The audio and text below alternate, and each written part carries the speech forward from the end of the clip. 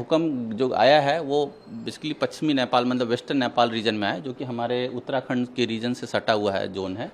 और ये जो अर्थक्वेक जहाँ आया है वो हमारे जो दो प्लेट्स हैं, जो इंडियन प्लेट और यूएसएन प्लेट, उसकी कोलिजन बाउंड्री पर आया है।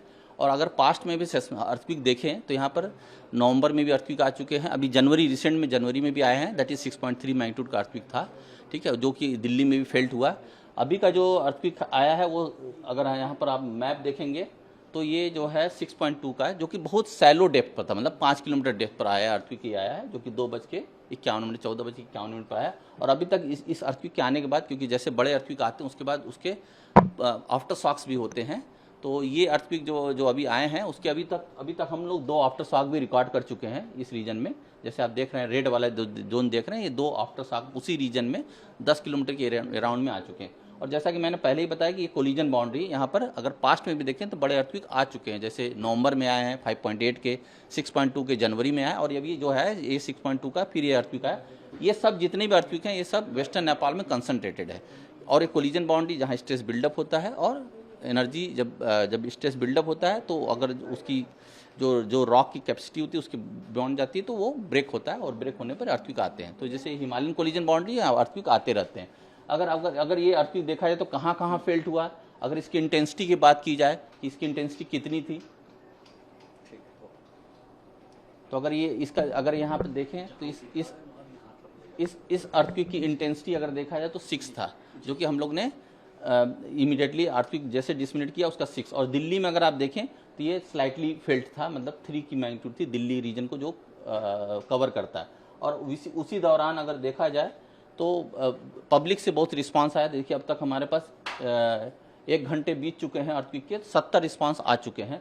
अगर इस रिस्पांस को देखा जाए इस मैप में तो कहाँ कहाँ से रिस्पांस आए हैं, तो अगर आप ये देखेंगे तो ये नेपाल में हमारा ईपी सेंटर था जो 6.2 का अर्थक्वेक है। तो अगर देखिए तो उत्तराखंड से आपके पंजाब में भी फेल्ट हुआ है, दिल्ली में काफ़ी फेल्ट हुआ है, लखनऊ रीजन में, जयपुर रीजन में, कुछ लोग यहाँ बता रहे हैं कि ये अहमदाबाद रीजन में भी फेल्ट बता रहे हैं उनको फील हुआ है। मतलब ये शॉक इतनी बड़ी थी कि ये, क्योंकि जब ये बहुत सैलो थी तो एनर्जी जब पास की है तो लोगों को फेल्ट हुआ है, ठीक है। तो ये अर्थक्वेक कॉमन है, यहाँ पर हमेशा आते रहते हैं, जिससे हम लोग अभी बता चुके इसका पूर्वान तो कर नहीं सकते क्योंकि कोलिजन बाउंड्री है। तो हमें एनडीएमए ने गाइडलाइन जो इशू किया है कि कैसे प्रिकॉशन करें, उसको प्रिकॉशन को हमें बरतना चाहिए। अब देखिए जैसे मैंने आपको अभी बताया कि इंटेंसिटी मैप अगर इसका देखिए नियर बाई, अगर यहाँ पर मैं आपको दिखाऊँ बैक टू अर्थक्वेक में, तो नुकसान की अगर बात करें तो 6 मैग्नीट्यूड है। अगर अच्छी क्वालिटी की बिल्डिंग है तो नुकसान की कोई गुंजाइश नहीं, केवल शेक होगा। लेकिन अगर पुअर क्वालिटी की बिल्डिंग है तो नुकसान की संभावना है।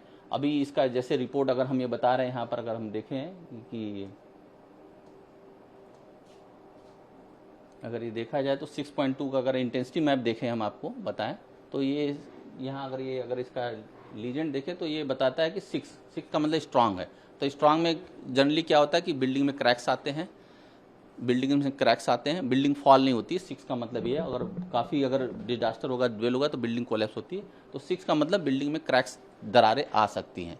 और फेल्ट काफ़ी देर तक, अगर पास में है, इसके पास है तो काफ़ी देर तक फील होगा। जैसे दिल्ली में अभी हमारे मंत्रालय में लोग जैसे पैनिक किए तो मतलब 10 सेकंड 15 सेकंड का फेल्ट हुआ है। तो यहाँ पर कोई जान माल का नुकसान की संभावना बहुत ही कम है दिल्ली में, क्योंकि दिल्ली से 400 किलोमीटर दूर है।